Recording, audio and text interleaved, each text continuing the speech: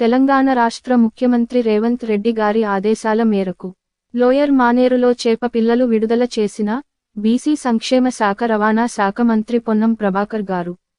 తెలంగాణ రాష్ట్రంలో చేప పిల్లల పంపిణీ లేట్ అయిన మాట వాస్తవమేనని, గత సంవత్సరం పంపిణీ చేసిన చేప పిల్లల డబ్బులు మత్స్య రైతులకు చెల్లించకపోవడంతో వారు ముందుకు రాలేదని, అందువలన లేట్ అయిందని అన్నారు.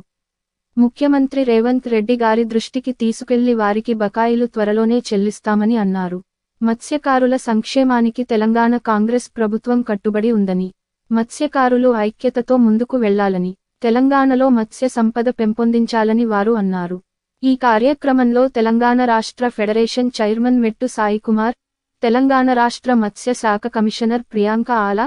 కరీంనగర్ జిల్లా కలెక్టర్ ప్రమేల సత్పతి, చొప్పదండి శాసనసభ్యులు Medipalli Satyam, Karimnagar mayor Sunil Rao, Congress party Karimnagar parliament in charge Velichala Rajender Rao, Huzurabad నియోజకవర్గం ఇన్ఛార్జి ఓడితల ప్రాణవ్ బాబు, కరీంనగర్ నియోజకవర్గ ఇన్ఛార్జి పురమల్ల శ్రీనివాస్,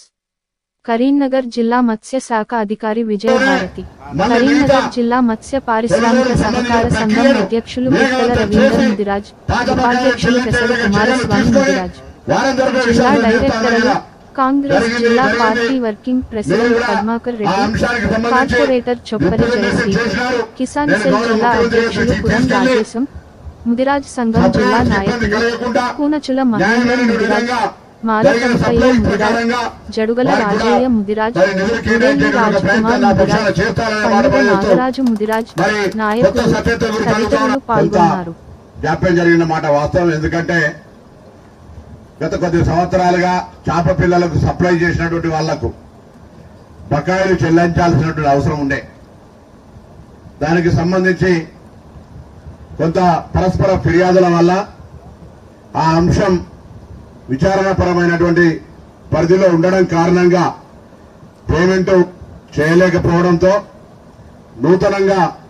సీడ్ సరఫరా చేయడానికి సంబంధించిన విషయం లోపల కొంత కన్ఫ్యూజన్ ఉండే, దాన్ని సమర్థవంతంగా గౌరవ ఫిషరీస్ కమిషనర్ గారు చర్చల ద్వారా వాళ్ళందరినీ పిలిచి ప్రభుత్వాన్ని ఒప్పిద్దాం, పాత బకాయిలు కూడా ఎక్కడైతే న్యాయబద్ధంగా రావాలో అవన్నీ కూడా ఇప్పడంతో పాటుగా ఇప్పుడు సప్లై చేసే వాటన్నిటికి కూడా వెంటనే వీలైనంత తొందరలో బిల్లులు ఇప్పించడానికి గౌరవ ముఖ్యమంత్రి గారు మౌఖికంగా అంగీకారం తెలిపినారు. కాబట్టి మీరు ఫిష్ సప్లై చేయాలని చెప్పడంతో ఆ ఫిష్ సప్లై జరిగింది. ఒకవేళ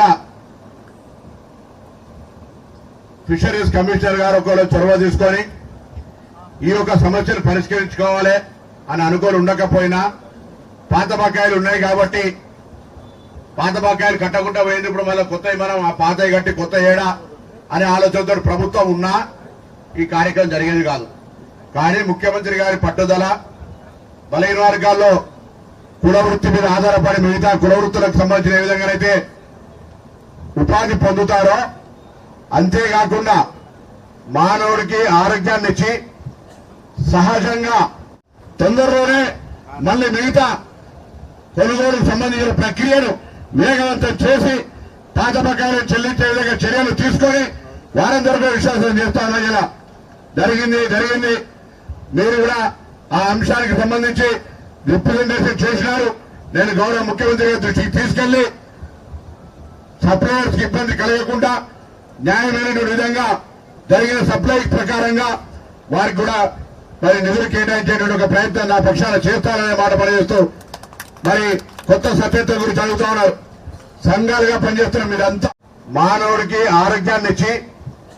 సహజంగా నీళ్లలో పెరిగి ఉపయోగపడేటువంటి ఒక తిను ఆహారం చౌకగా పెరుగుతున్నటువంటి 1000 రూపాయలకు మటన్ అన్నది 800 పైన ఫిష్ కు సంబంధించి సామాన్యులకు కూడా అందుబాటులో ఉండేటువంటి ఒక ఆహారంగా దీన్ని తప్పకుండా అందరికీ అందించాలి. అందులో ఆరోగ్యంగా కూడా ఉంటుంది. కాబట్టి చేప పిల్లలు తింటే అనారోగ్యానికి ఏదో ఫ్యాట్ వస్తుంది, కొలెస్ట్రాల్ వస్తుందనే భయం లేకుండా చేప పిల్లలు ఎంత ఉత్పత్తి అయితే అంత గ్రామీణ ప్రాంతాల్లో ఈ వృత్తి మీద ఆధారపడ్డ వాళ్ళందరికీ కూడా ఉపాధి దొరకడంతో పాటుగా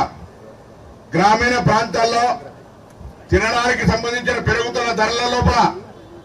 వాళ్ళ గ్రామాల్లోనే అందుబాటులో ఉన్నటువంటి ఈ చేపలు ఆహారంగా తీసుకోవడం వల్ల